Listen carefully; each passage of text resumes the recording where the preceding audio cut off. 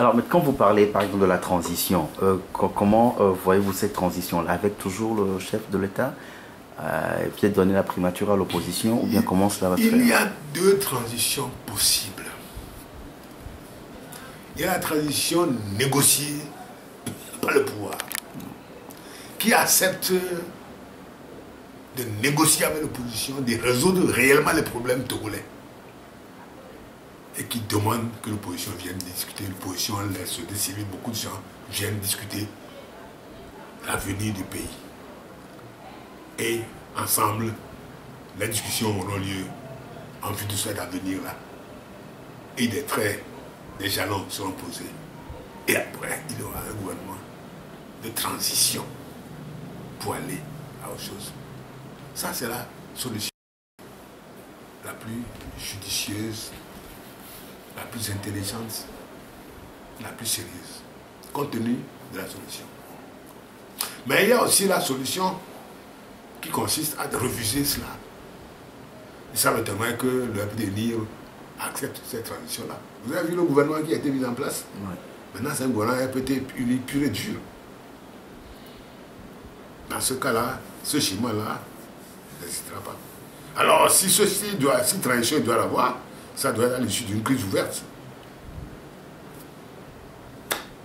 Absolument. Mais certains analystes estiment qu'il faut également associer l'armée. Est-ce que vous êtes d'avis, est-ce que vous partagez ce point de vue-là? Au Togo, malheureusement, l'armée compte beaucoup. Contrairement à d'autres pays africains. Le Togo est l'un des rares pays africains où l'armée est aussi tribalisée. Aussi régionalisée, je dirais même plus aussi tribalisée. Avec un pourcentage de tribalisation très élevé. C'est au Togo que vous avez ça. Mais nous avons aujourd'hui aussi la chance que parmi cette armée tribalisée, vous avez des gens qui sont issus de cette armée et qui sont même issus de cette tribu-là, qui sont en cause et qui comprennent, qui disent que le Togo ne peut pas évoluer comme cela et qui savent que le Togo ne peut pas évoluer comme ça. Ils sont nombreux également. Alors c'est pour ça que je vous dis, d'une manière ou d'une autre, il faut compter avec cette armée-là.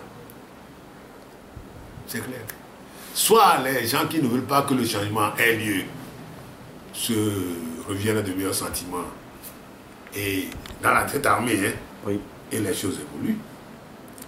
Ou les gens, donc c'est eux qui prennent le devant, ou ceux qui souhaiteraient que autre chose se fasse, ils prennent le devant. Et les choses, quand je dis prendre le devant, ça veut dire ne pas aller faire un coup d'État. Non. Non, bien sûr. Parce que si je vous ai dit que la balle est dans le camp du peuple, et si le peuple prend ses responsabilités, c'est la réaction de cette armée-là qui sera très déterminante. Et se dit, ça se peut que un d'un côté ou de l'autre, on prend le devant. Ça dépend de celui qui prend le devant. Oui, alors, est-ce que, maître, on ne peut pas peut-être jeter la pierre à l'opposition elle-même, vu la division au sein de cette opposition, puisqu'elles ne s'entendent pas à son sein? Est-ce que, quelque part, on ne doit pas jeter la pierre à cette opposition elle-même? Que si. Et ce n'est pas que je n'ai pas tenté de la mettre ensemble. Moi, je vous ai dit, je ne cherche rien du tout. Moi, je veux que mon pays évolue. Je vous ai dit que lors de l'élection dernière, je pensais que ça va être le bon moment pour que le pays évolue en paix. Moi, je vais me l'opposer. Mais cette opposition est toujours en train de se sauter, déchirer. Qu'est-ce qu'on n'a pas fait? Je pensais qu'en initiant le CRT, elle va se rassembler. Pour qu'enfin, comme dans d'autres pays, ils parlent d'une seule voix. Et c'est seulement par d'une seule voix qu'on est fort en face de l'adversité. Or, le CST a commencé, vous avez vu, les péripéties. Ouais. Ensuite, comme le CST a failli à ce que nous avions imaginé au départ, j'ai tout fait pour mettre les deux entités qui sont créées ensemble. Vous avez constaté. nous avons fait ce que les journalistes ont appelé un conclave. Oui. Pour que les deux entités se mettent ensemble. Parce que ces deux entités-là, c'est ça qui compte dans le pays. Hein. Que ces deux entités se mettent ensemble. Et décident de ce qu'il y a lieu de faire ensemble. Vous avez vu ce que ça a donné? Oui, c'est vrai. À l'issue de 2 mois de discussion, vous avez vu ça a accouché d'une souris. Et c'est l'opposition togolaise, ça. Je vais vous dire, au Bénin, quand les Béninois veulent quelque chose, se mettent ensemble, ils l'obtiennent. À chaque fois que les Béninois ont voulu dire quelque chose, ont voulu quelque chose, ils sont nos voisins. C'est le même peuple qui sont des deux côtés de la frontière. C'est le même peuple, colonisé par les mêmes colonisateurs, le français.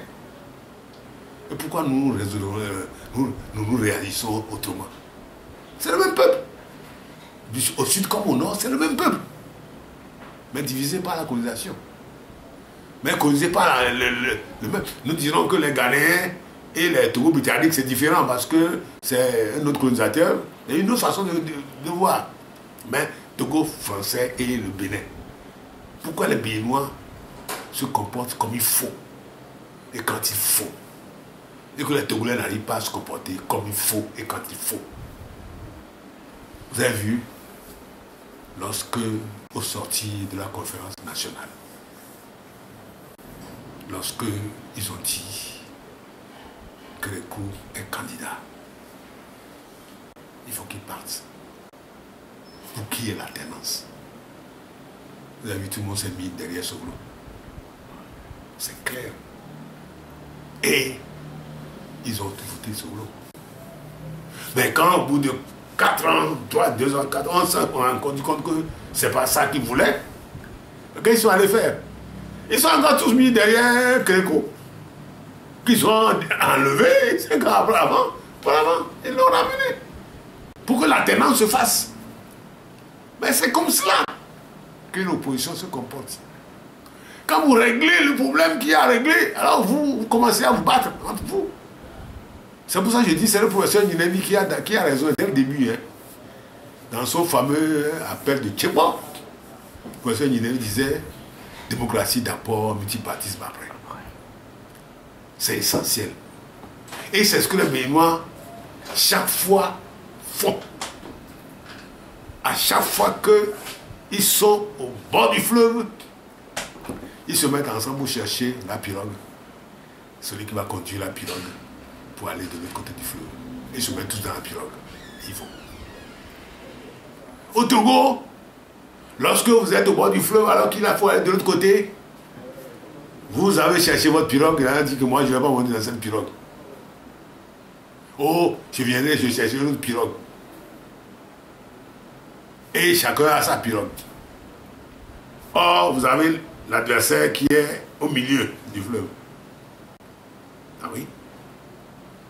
Et parfois, quand vous voulez pousser la pirogue sur le fleuve, il y a d'autres qui sont parmi vous qui le poussent sur la berge pour que ça ne monte, ça n'entre pas sur le fleuve. Oui, c'est ça l'opposition togolaise. Alors que les Béninois, eux, à chaque fois, ils se mettent ensemble. Ils rentrent dans la pirogue, ils gouvernent. Quand l'adversaire arrive, ils savent comment le combattre ensemble, de l'autre côté. Quand ils atteignent l'autre côté, ils commencent à faire la chicane. Ah oui. Parce qu'ils ont déjà franchi la rivière. Ils continuent, commencent la chicane jusqu'au jour où il y a encore un fleuve à franchir. Ah oui! Ah oui!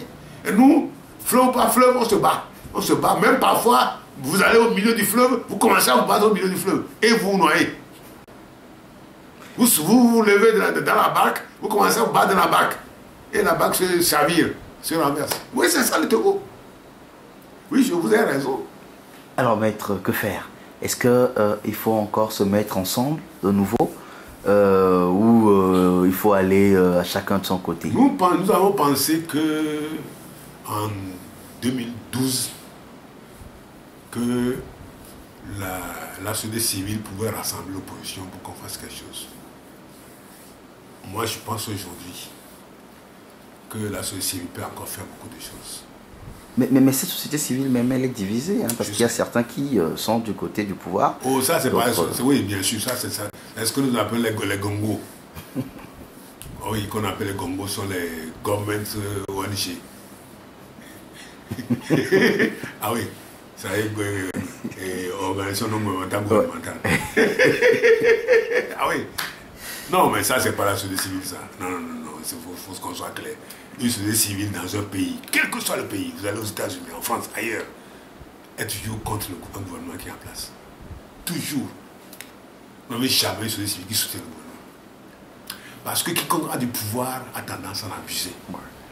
Ça, c'est Montesquieu qui le dit, c'est clair. Et ça vaut pour tous les pays, ça vaut pour tous les temps. Celui qui gouverne a tendance à en abuser et à brimer les gens de son pays, à brûler les populations, à brimer les populations, à marcher sur leurs droits, à faire des choses. C'est dans tous les pays au monde, c'est comme cela. Et la société civile est là pour le dresser. Et la justice est là pour le dresser. Les deux. La justice et la société civile. Pour tirer la société d'âme, pour dénoncer. Une société civile qui encense ou qui accompagne n'est pas une société civile. Ah, c'est clair. C'est clair. Donc moi, je parle de la société civile à vrai. Ouais. C'est qui combat pour que ce pays évolue. Et qui combat contre ce que le pouvoir fait qui n'est pas bien. Parce que le pouvoir, quel qu'il soit dans tous les pays du monde, fait nécessairement des choses qui ne sont pas bonnes. Parce que c'est le pouvoir qui veut même ça. C'est l'essence même du pouvoir qui est comme cela. Oui. Surtout qu'en Afrique, le pouvoir c'est pour des raisons personnelles. Oh oui, ça c'est encore pire.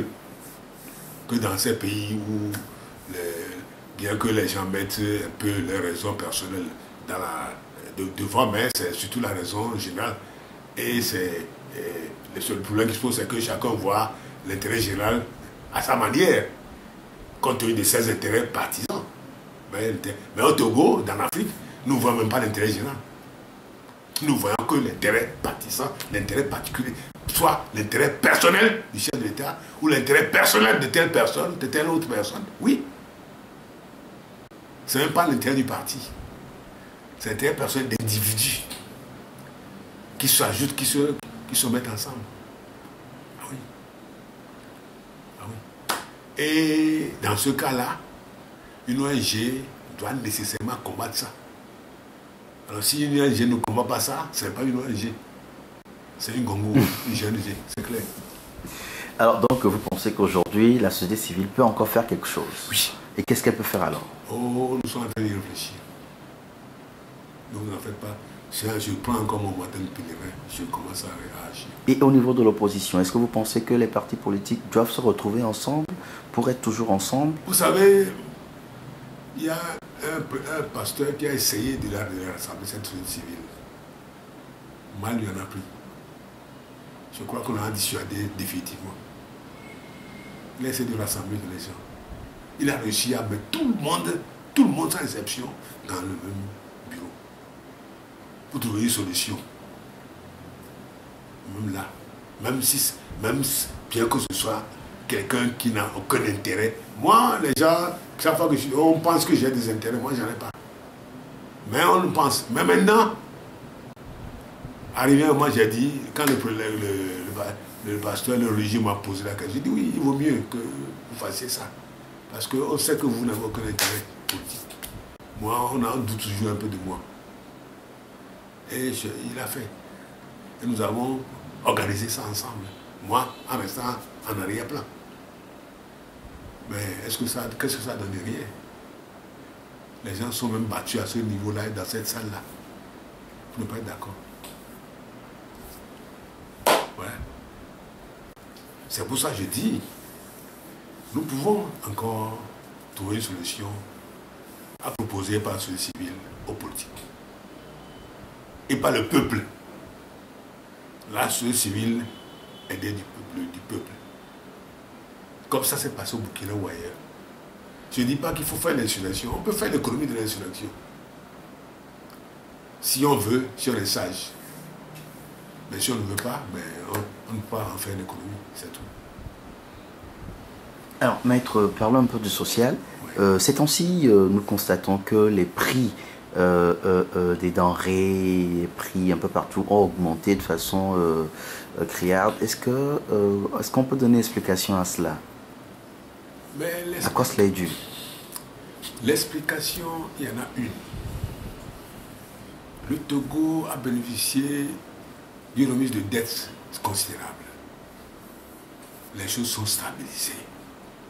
Vous pouvez constater, Oui. les prix s'étaient stabilisés. Oui. Et les choses ont commencé à aller normalement. Aujourd'hui, le Togo s'est réendetté de façon encore considérable. À la hauteur de ce qu'il y avait avant, quand on était surendetté. Quand on était plus petit pays, très endetté. Très endetté, pauvre, très endetté. Nous sommes encore à ce niveau d'endettement. Et le pouvoir doit payer ses dettes. On les prend sur quoi? Sur les impôts, sur la pression fiscale. Et ce qui veut dire pression fiscale dit augmentation des prix. Pour pouvoir prendre l'argent aux gens, c'est clair.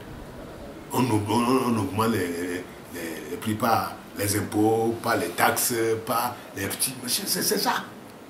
Et ça, c'est ce qu'il fait, l'augmentation des prix. C'est clair. Parce que l'État n'a pas d'autres moyens de ressources que ça. Ah oui. Alors, avec tout ce qui a été, vous savez, quand on fait ces grands travaux-là, ce qu'on gagne en dessous de table, c'est extraordinaire. C'est des centaines de milliards aussi qui s'envolent. Et qui ne vont pas dans l'investissement, qui vont dans les poches des gens. Ah oui, c'est des centaines de milliards. Que le peuple doit payer également. Ah, si le peuple doit payer, il faut toujours le pressurer pour lui prendre des impôts. Ah oui, c'est clair. C'est clair.